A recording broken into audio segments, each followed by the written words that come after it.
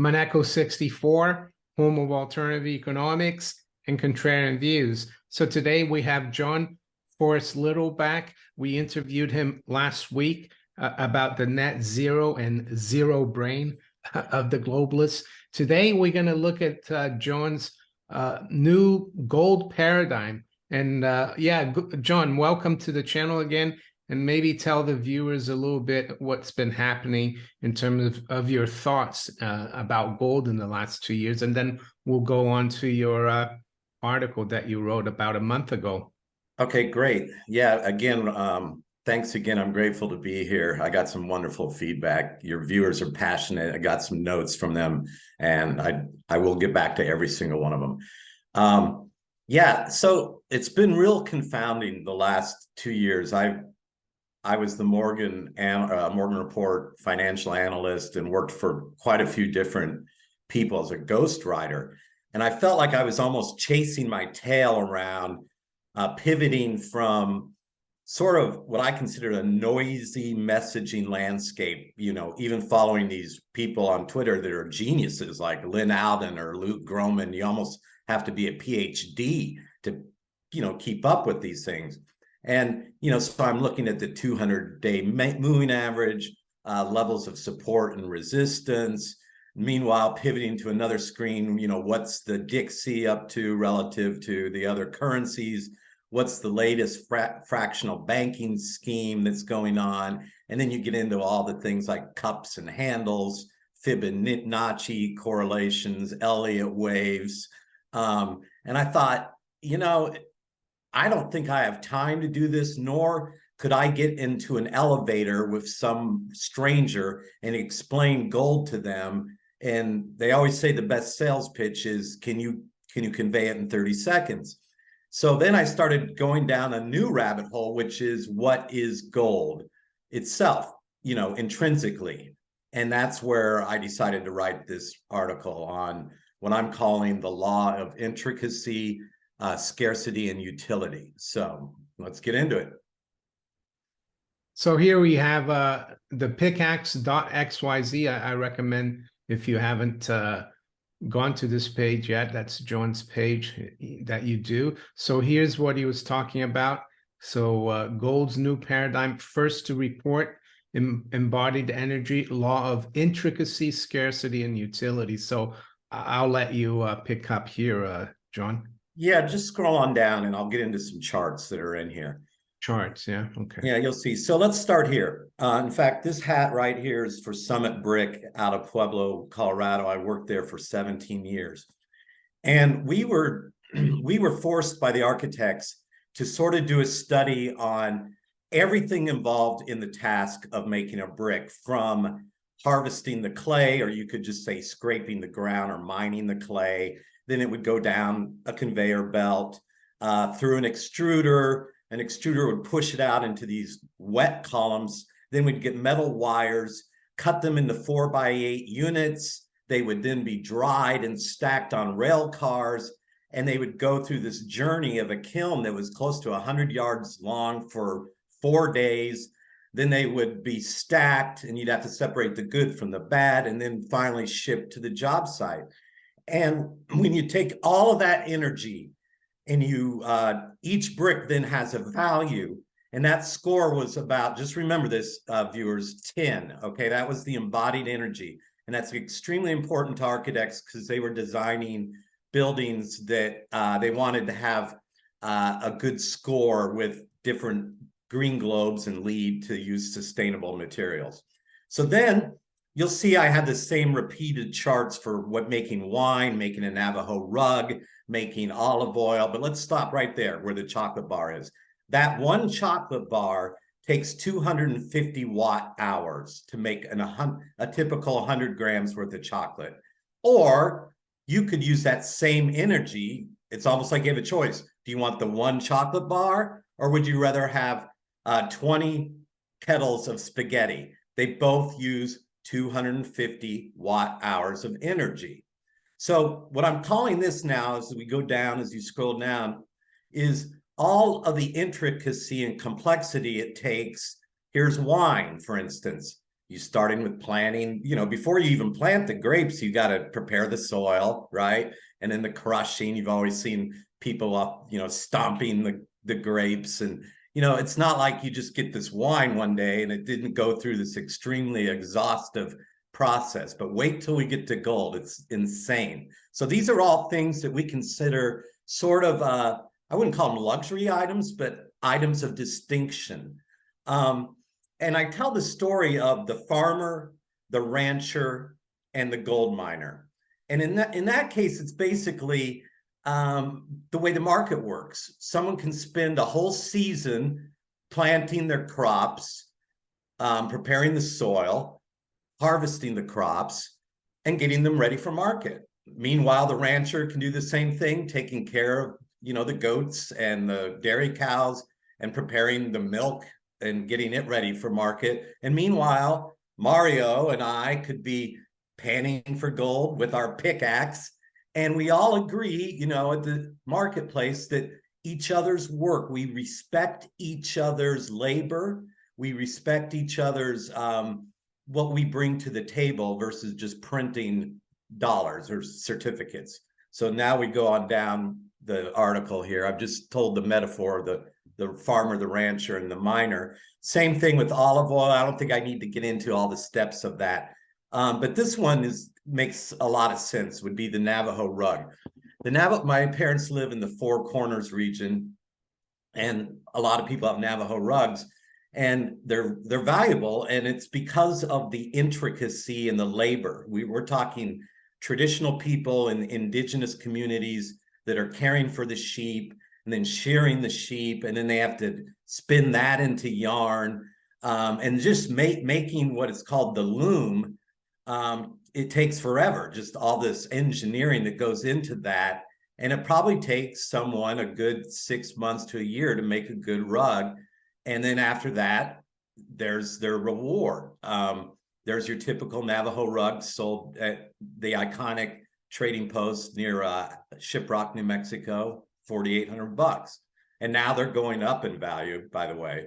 So what I'm saying is we should consider gold and silver in the same way that we consider all these other crafts over time, whether it's farming, any artisan out there. We used to have blacksmiths, we used to have glass blowers. Look at the cathedrals that were built in your part of the world, Mario. I mean, they're just the masonry work, the detailing, stained glass, ceramics. But with gold, it gets off the charts. Now watch what the embodied, remember I said brick had an embodied energy score of 10 as in, less than a dozen. So the score for gold, 310,000.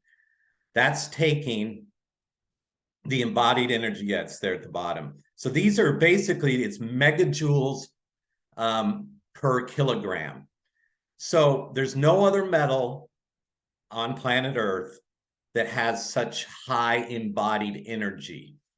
And that's because, first of all, it's very scarce. So it takes an extreme, and the ore grades are not what they used to be when the Romans mined the gold. They could almost like break a dam and wash into a hillside, and a bunch of gold would be sort of released. Well, those days are over, because over time, I'd hate to say it, but the good gold is gone, which is, I guess, a good story for us investors, because we know Stephen St. Angelo just released a report 2 days ago on the cost of production from Barrick Gold. The two largest are Barrick and Newmont, and their cost of production is now approaching almost whatever the spot price of gold is.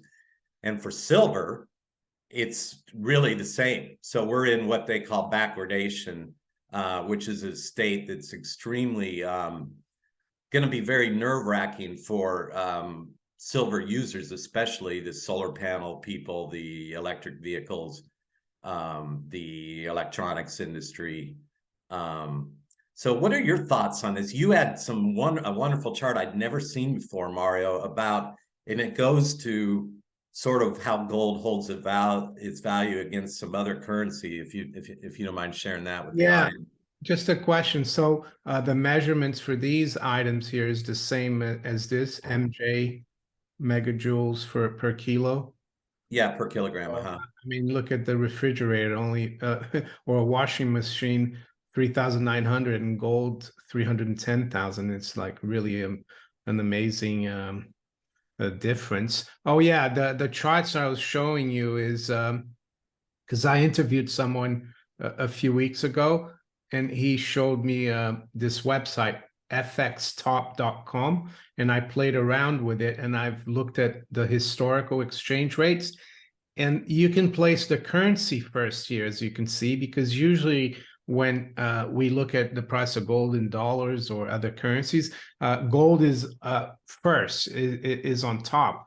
And then the other, and that's why, for example, an ounce of gold is $1,800, for example. But this is the other way around. They put the currency first and gold on the right here, as you can see. So this is how many grams of gold you can buy with a Swiss franc. And you can go back to 1953 here, but I went back to 2000 because, let's say, the 21st century. Mm-hmm.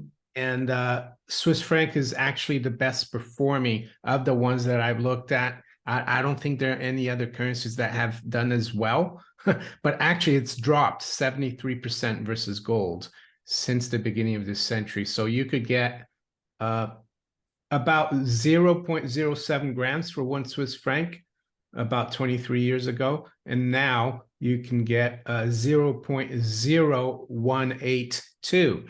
So 73%. And you were talking about that.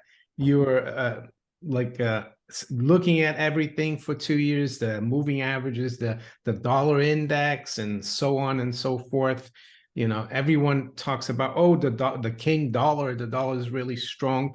But then you look at the second best currency this century, it's not the US dollar. And I say second best because it's lost 80%. It's the Singapore dollar. And then the third, you'd say, oh, it's going to be the dollar. No, it's the euro. And we've heard many times people say, oh, the euro is going to collapse and everything. But the euro's lost 83% in this century. But if you look at the dollar, it's lost 84. So, and then I've got here the currency that I use where I live, the British pound. That's down even worse. That's 88. So I think that's a good way to look at things. And yes, it's kind of slowed down here a little bit, the decline, but I think it's just a pause, a temporary pause. And pretty soon we're going to see even more losses versus gold. And if you go further back to like 1953, for example, most of these currencies have lost almost 99% of their value. I think the dollar is down to 98, Swiss franc down to 91. So I think the closer we get to 100% loss, the worse things are going to get, not just economically, but socially, politically, and geopolitically.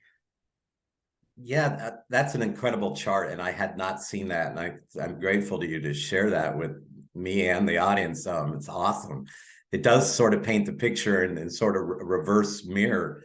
I think the headwinds for gold will still, it's so important, again, to stay, to go back to the fundamentals, which is sort of this article. But the three headwinds for gold and silver are always going to be here in the States. Number one, the strength of the dollar, because our government wants to have the monopoly on issuing the paper. And number two, which is related to that, is that the full faith and credit of since the dollar is not backed by anything, since Nixon slammed shut the gold window in the 70s, it really is backed by the military. And what's even more powerful than the military is what I call the PR arm of the US government, which is the media. And lately, it's not just the media. Yesterday, in the last 2 weeks, we've been seeing all these press releases from the Bureau of Labor Statistics and the US Federal Reserve. And I'm thinking, why, just yesterday, pals on stage on this kangaroo court testifying to our Congress and getting drilled by Elizabeth Warren. And they're even saying things like, well, we'll just add more Latinos to the Federal Reserve. I mean, it's like, really? Do you really think that's going to matter who's on the Federal Reserve? It's not going to change your end game, which is to print the dollar into oblivion, or now that you're on this so-called tightening, which they're really not tightening when they allow banks are not required to hold anything in terms of their reserve requirement.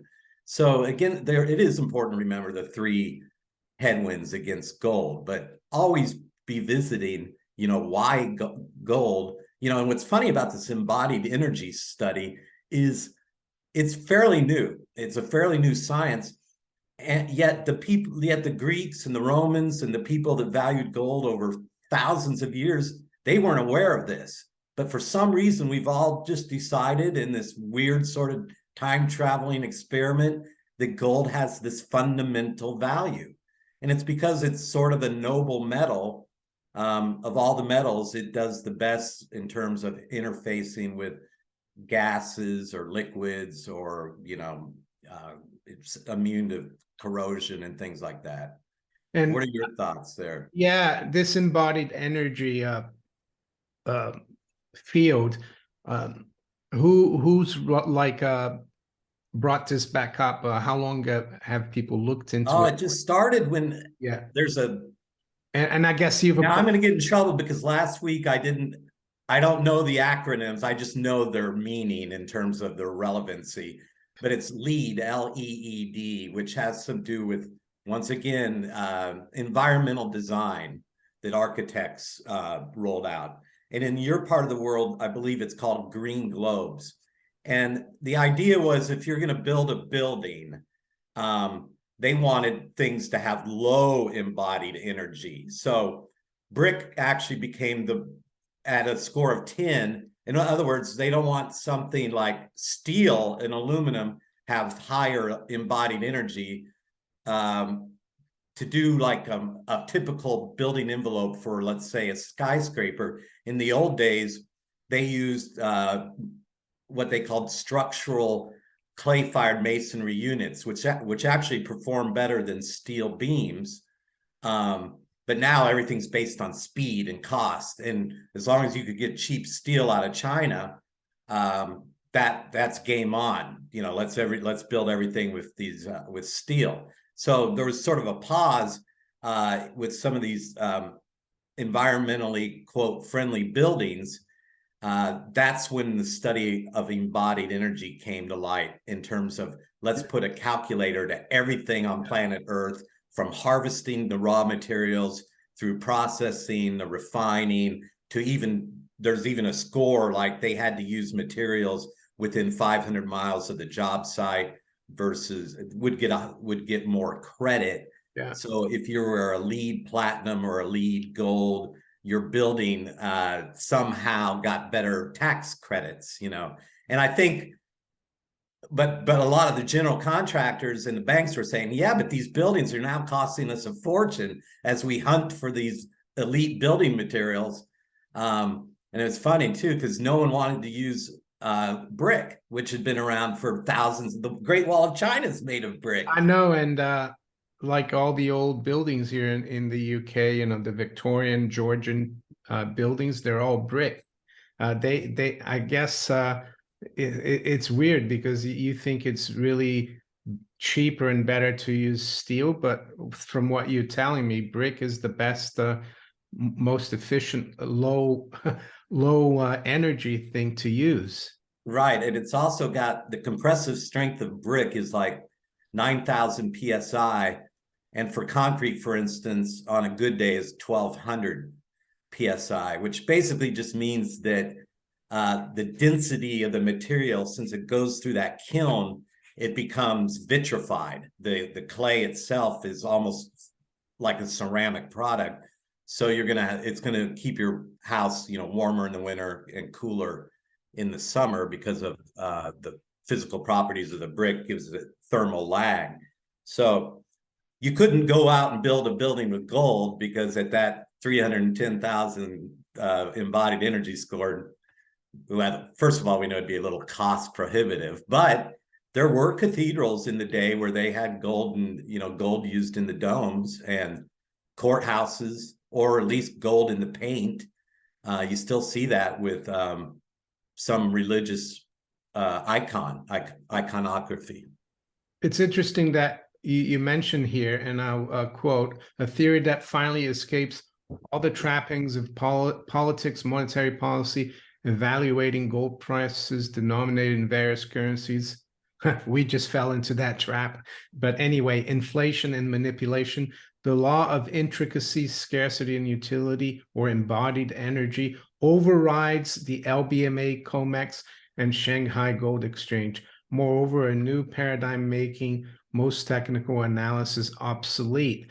And one thing I want to say is that a lot of the LBMA and COMEX gold, they have, I would say, very little embodied energy because they're paper.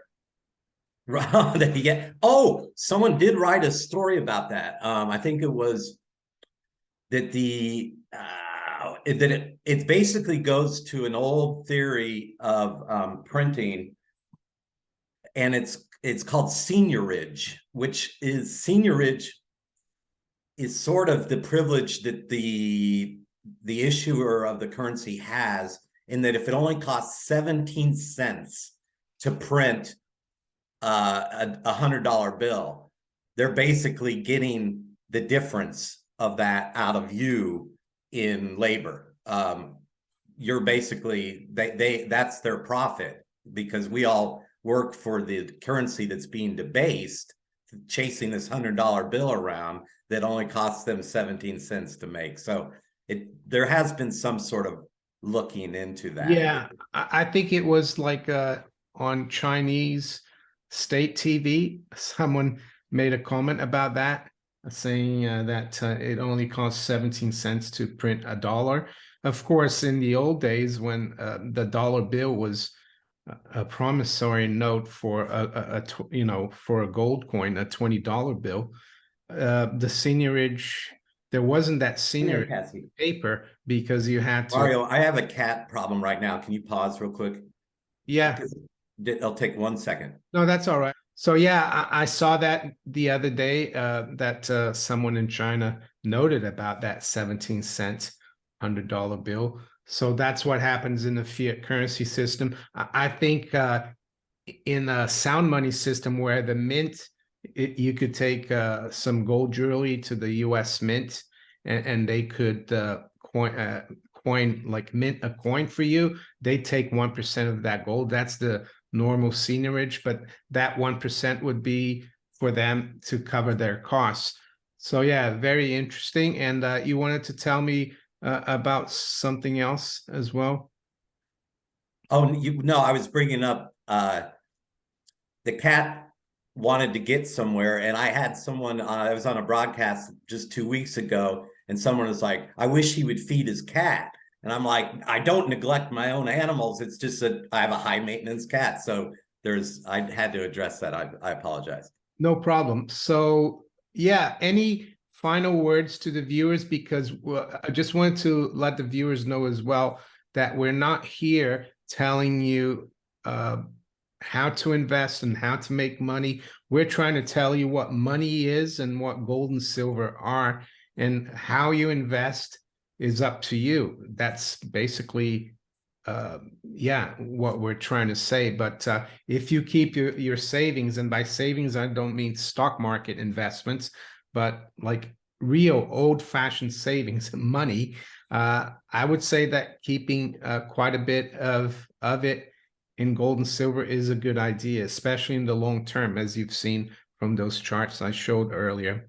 So yeah, Jon, thanks again for coming on. And yeah, any final words to the viewers? No, I have a little bit different in the description field. I'm pivoting to a Substack page for a while, just to sort of grow it. It helps you grow a mailing list automatically, so I don't have to manually do it anymore. So just letting you know that that's another good way to reach me. And again, it's been my honor. You have a vigorous audience, Mario, and just to be a part of this is such an honor. And I would like to say goodbye to the viewers, and we'll probably be wrapping up this series, but I'll probably pop in soon enough. And again, I watch your channel all the time, and you cover so much, and I'm grateful to you. Thank you. Thank you. And I'll put a link to your new Substack below in the description of this video. Take care, Jon, and I'll talk to you soon.